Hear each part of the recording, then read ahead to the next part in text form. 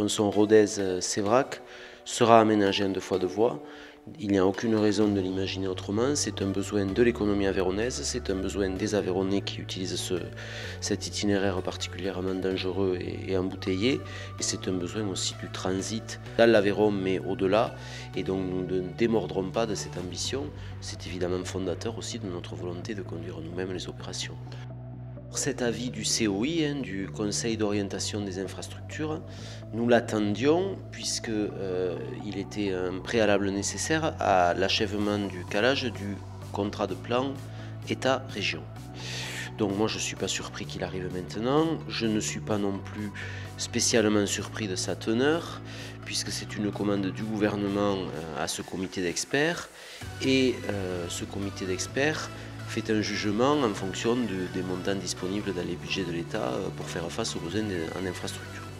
Donc il émet sur la RN 88 un avis mitigé.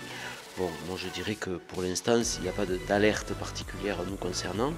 2 choses quand même importantes. D'abord, ça nous donne raison d'avoir voulu prendre la main localement sur les aménagements de la RN 88, car nous constatons que si l'on laissait les seuls décideurs nationaux prendre les arbitrages, il y aurait toujours des obstacles qui se succéderaient.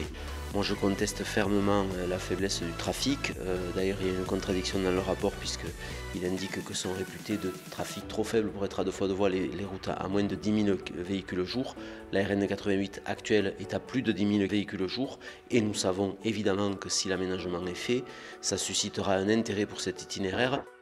Deuxième élément, il faut bien comprendre que cet avis n'est que consultatif. Et donc l'État peut en tenir compte, ne pas en tenir compte partiellement, il a toute marge de manœuvre.